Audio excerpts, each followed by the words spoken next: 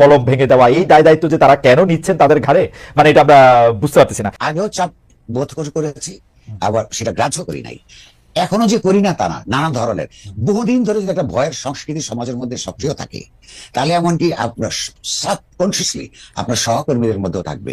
হ্যাঁ, সেটা কিন্তু সেটাকে নিয়মিত যোগাযোগের মাধ্যমে তাদেরকে সাহস দেওয়া, ক্যাপচারের দায়িত্ব। যেমন ধরুন, এই সাম্প্রতিককালে কিছু আচার আচরণ আমরা লক্ষ্য করছি, একটু অবাক হয়েই, যার বৈষম্য বিরোধী ছাত্র আন্দোলনের একজন নেতা, যার কতগুলি প্রকাশ্য আচরণের জন্য সমাজে কিছুটা সমালোচনার মুখোমুখি হয়েছেন, তিনি কলম ভেঙে দেওয়ার হুমকি দিচ্ছেন। কিসের বিরুদ্ধে? যদি ফ্যাসিবাদের বিরুদ্ধে বা ফ্যাসিবাদী শক্তির পক্ষে কেউ লেখে, আবার কলম ভেঙে দিবেন। এই কথাটাও কিন্তু একটু ফ্যাসিবাদী শোনায়। দ্বিতীয়ত হচ্ছে, ফ্যাসিবাদ বলতে শুধু আওয়ামী লীগকেই বোঝায় না। ফ্যাসিবাদ একটা রাজনৈতিক ভাবাদর্শ। বাংলাদেশের বহু সংগঠনের মধ্যে, বহু প্রতিষ্ঠানের মধ্যে, বহু রাজনৈতিক সংগঠনের দলের মধ্যেও ফ্যাসিবাদী প্রবণতা আছে। অনেকগুলি জিনিস মিলালে ফ্যাসিবাদী একটা তত্ত্ব গড়ে ওঠে, ফ্রেমওয়ার্ক গড়ে ওঠে। সেই ফ্রেমওয়ার্কের মধ্যেই আমরা বসবাস করছি। তো এইরকম মধ্যে কোনটার বিরুদ্ধে বললে বা কোনটার পক্ষে বললে কার কলম ভেঙে দিবেন, এইরকম উক্তির মধ্যে তো সত্যি কেউ যদি অভিযোগ করেন যে আমরা আবারও একটা ভয়ের সংস্কৃতির মধ্যে করছি, সেটা যেমন বলা যাবে না, অসত্য বলা যাবে না। শুধু আমরা বলতে পারবো যে এই তরুণদের প্রতি মানুষের, গণতন্ত্রপরণ মানুষের এক ধরনের মমত্ব আছে, তারা মমত্বটা যাতে নষ্ট না করেন। Right, right. আসলে আমাদের সবারই মমত্ব আছে, তারা আমাদের মানে বেশিরভাগই, মানে এটা বলতে এখন জানি কেমন লাগে, তারপরেও বলি যে তারা আমাদের সন্তানদের বয়সী, মানে আমার মনে হয় না যে বেঁকে বেঁকে। তো এইটার জন্য আমাদের, এবং তারা অনেক বেশি আমাদের পথ দেখিয়েছেন, এবং আপনি যে বিষয়টা বলেছেন যে এই যে কলম ভেঙে দেওয়া, এই দায় দায়িত্ব যে তারা কেন নিচ্ছেন তাদের ঘাড়ে, মানে এটা আমরা বুঝতে পারতেছি না। যাই হোক, করবে আমি একটু অর্থনৈতিক প্রসঙ্গে আসি, যে সরকার অনেক ধরনের পণ্যে ভ্যাট বাড়িয়েছে, এতে নিশ্চিত মানুষের ব্যয় বৃদ্ধি পাবে, কিন্তু এই সরকার কেমন মানে এত মিল যে রাজনৈতিক সরকারগুলির মতোই কেমন বলছে যে এতে তেমন কোনো অসুবিধা হবে না, বাজারে প্রভাব পড়বে না, অন্তর্বর্তী সরকার থেকেও রাজনৈতিক বক্তব্যের সেই স্টাইল। এবং এটা কারা বলছেন দেখেন, আপনিও নিশ্চয়ই খুব স্নেহই করেন, আমার খুবই প্রিয় আমার অগ্রজ শফিক ভাই বলছেন এতে বাজারে খুব প্রভাব পড়বে না, এবং এটা উনি সংবাদ ব্রিফিং এ সরকারের এই মানে কথা তিনি জানাচ্ছেন। আমাদের খাদ্য উপদেষ্টা আলিমা মজুমদার ক্যাবিনেট সেক্রেটারি ছিলেন, এত আমাদের অনুষ্ঠানেও এসেছিলেন, তিনিও বলছেন যে এতে তেমন কোনো অসুবিধা হবে না। এটা কিরকম করবে আমি তো আসলে বুঝি না, আসলে কি অসুবিধা হবে না, মানে মানে উড়ালে তো ঠিক মিথ্যা বলছেন এরকম মনে হয় না, মানে কি করব, মানে কি বুঝবো আসলে? এটা দুই ভাবে বুঝবার আছে। এক নম্বর হচ্ছে, ক্ষমতা খুব খারাপ জিনিস, এটা একটা ইভিল নেসেসিটি। একটা আধুনিক রাষ্ট্র ব্যবস্থায় রাষ্ট্র নিজে একটা ক্ষমতার উৎস। হ্যাঁ, ওইখানে কাছাকাছি যে যায় তাকে দৃষ্টি অস্বচ্ছ হতে থাকে, এটা ক্ষমতার একটা অন্তর্গত লক্ষণ। সে কারণে ক্ষমতাকে সবসময় জবাবদিহিতার মধ্যে রাখার একটা গণতান্ত্রিক কর্তব্য থাকে। দ্বিতীয়ত হচ্ছে, এই যে উদাহরণটা আপনি দিলেন, এটা কি কি বিষয়ের সঙ্গে অসঙ্গতি পরায়ণ আপনাকে বলি। প্রথমত হচ্ছে, বৈষম্য বিরোধী ছাত্র আন্দোলনের নেতৃত্বে যে এত বড় অভূতপূর্ব একটা অনিন্দ সুন্দর ছাত্র গণঅভ্যুত্থান ঘটে গেল, তার যদি স্পিরিট হয়ে থাকে সমতা ভিত্তিক বৈষম্যহীন সমাজ ব্যবস্থা প্রতিষ্ঠা করার, তার সঙ্গে শতকরা 100% আপনার বিপরীত একটা সিদ্ধান্ত। ভ্যাট বসানো মানেই এটা ইনডাইরেক্ট ট্যাক্স, অর্থাৎ ওই যেই ভিখারি রোদের মধ্যে রোদে পুড়ে বৃষ্টিতে ভেজে ভিক্ষা করে, তাকে এটা দিতে হবে। আমরা বুঝি যে সরকার একটা অর্থ সংকটের মধ্যে পড়েছেন, অর্থাৎ ব্যাংকগুলিকে খালি করে গেছে আওয়ামী লীগ সরকার, 2,00,000 কোটি টাকা পাচার করে গেছে। এই সমস্যাগুলি আমরা বুঝি, কিন্তু সমস্যার সমাধানের পথ হিসেবে তারা দেশের গরিব মানুষকে আপনার টার্গেট করেছেন। এইটা স্পিরিটের বিরোধী। তারা অর্থনীতিবিদ হিসেবে জানেন না এটার বিকল্প কি কি আছে। তারা বিত্তবানদের উপর ট্যাক্স বাড়িয়ে দিন, এখানে এত বৈষম্য ইতিমধ্যেই তৈরি হয়ে যাচ্ছে, তারা ট্যাক্স নেট বাড়ান, কিন্তু সেটা না করে সোজা পথে একটা আন্দোলন স্পিরিটের সঙ্গে বিশ্বাসঘাতকতা করে এই মুদ্রাস্ফীতির আমলে যেখানে মানুষের আয় বাড়ে না অথচ দ্রব্যমূল্য বৃদ্ধি পায়, সেখানে নতুন করের বোঝা দিয়ে দেওয়ার অর্থ হচ্ছে এটা একটা গণবিরোধী, জনস্বার্থ বিরোধী একটা পদক্ষেপ। দ্বিতীয়ত সঙ্গে একটা কথা যুক্ত করতে চাই, আপনি লক্ষ্য করুন এই ক্যাবিনেটে যারা যারা আছেন, কয়েকজন ছাড়া এই আন্দোলন সংগ্রাম গণহত্যা চলার সময় এর কাছাকাছি দিয়েছিলেন না, দূরবর্তী ছিলেন।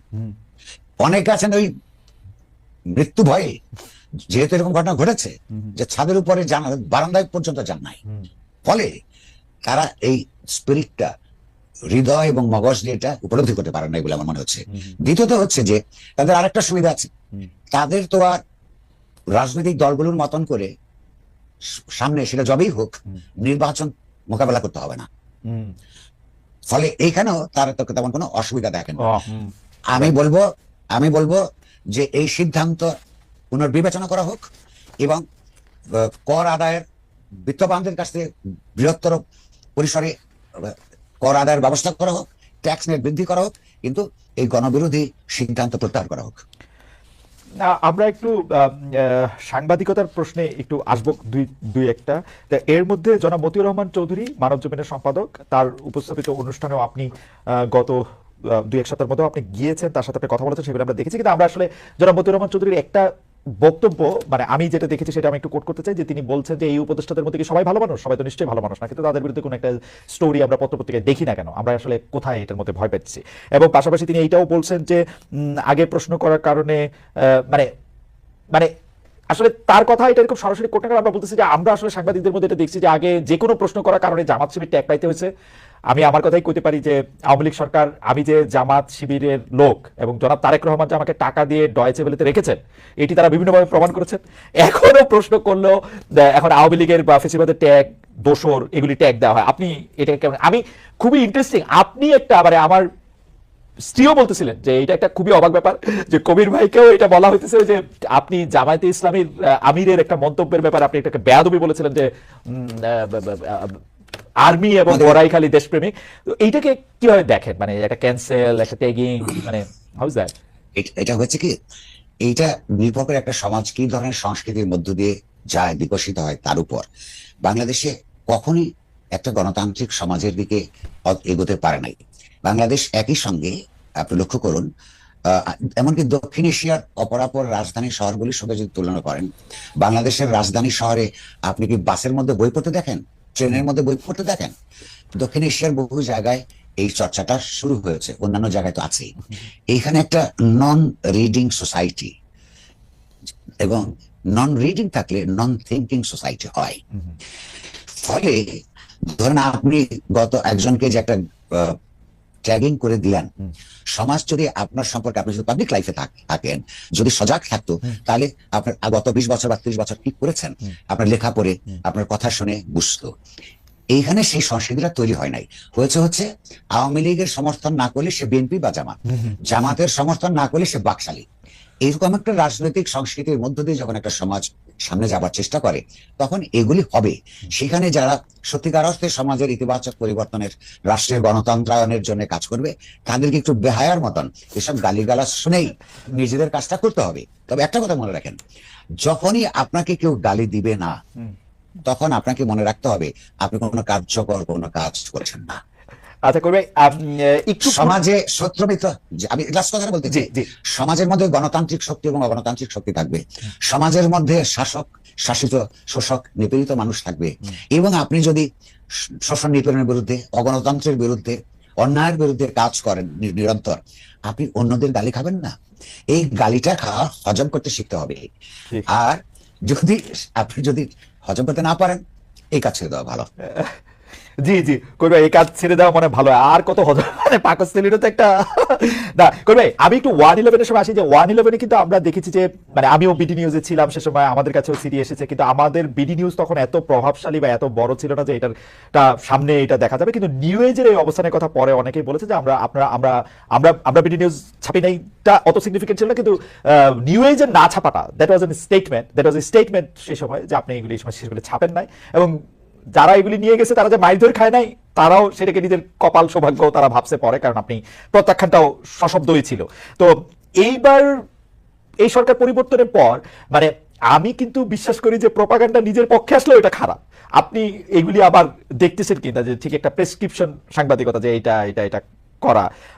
এবং আমি খুব আশ্চর্য হয়ে খেয়াল করলাম যে আমাদের প্রেস সচিব বলতেছেন যে এখন সংবাদ মাধ্যম স্বাধীন হয়েছে, আওয়ামী লীগের সময়কার সব দুর্নীতিগুলো এখন সামনে তুলে ধরবে।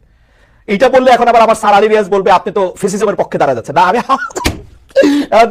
এটা যাওয়াটা কোন জায়গায় আসলে, মানে আমি তো মনে করি যে মানে কোশ্চেন তো আমি এস্টাবলিশমেন্টকে করব, কোশ্চেন তো আর আমি একটা পলাতক দুষ্ট পতিত সরকারকে আর কেমনে করব, একটু যদি বলতেন। আচ্ছা, প্রথম কথা হচ্ছে যে আমাদের স্নেহভাজন প্রেস সেক্রেটারি যেটা বলেছেন যে এই সরকারের সময় কোনো বাধা বিঘ্ন নাই, আমি এখনো পাই নাই, কিন্তু কথাটা হচ্ছে যে প্রতিটি সরকারই কথা বলছে। শেখ হাসিনা নিজে অসংখ্যবার প্রধানমন্ত্রী হিসেবে বলেছেন যে আমাদের সময় আচ্ছা, এগুলো সব সরকারই বলে এটা। আচ্ছা, সঙ্গে স্টোনের একটা বইয়ের শিরোনামের কথা আপনাকে মনে করে দিই। একজন মার্কিন সাংবাদিক 1930-এর দশকের খুব বিখ্যাত সাংবাদিক, তিনি একটা বই লিখেছেন, উনি নিজে কমিউনিস্ট ছিলেন 30-এর দশকে 40-এর দশকে পর্যন্ত, যে অল গভর্নমেন্টস লাই। সেটা যে কোনো ভাবাদর্শের সরকারই হোক না কেন, সরকারগুলি কিছু অসত্য কথা বলে। ফলে এইটা ধরে নিয়েই আমরা সবার বক্তব্য দেখব। আর আপনার কথা একদম পরিষ্কার, আমি আপনার সঙ্গে একমত। প্রধানত আপনার এস্টাবলিশমেন্টকে প্রশ্ন করতে হবে, এটাই কাজ। তবে হ্যাঁ, আপনার ইতিমধ্যে পতিত সরকারের সময় যে সমস্ত তথ্য পাওয়া যায়নি, তথ্য পাওয়াও কিন্তু দুষ্কর ছিল। অনেকগুলি আইন করেছিল, কতগুলি আইন বিকৃত করেছিল। হ্যাঁ, ধরেন যে যারা তথ্যের তো কতগুলি সূত্র থাকে এবং কনফ্লিক্টিং ইন্টারেস্ট থেকে আসলে তথ্যের যোগান হয়, এটা আপনি নিজেই জানেন। তাহলে সে তথ্য সরবরাহ করতে ভয় পেত, আর সব তারপরে প্রকাশ করলে তো ঝামেলা ছিলই।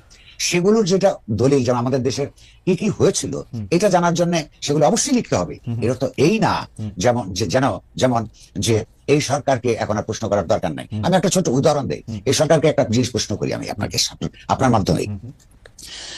আওয়ামী লীগ সরকারের বিরুদ্ধে মানবাধিকার লঙ্ঘনের মেলা অভিযোগ ছিল। এই অভিযোগের 99% সত্য।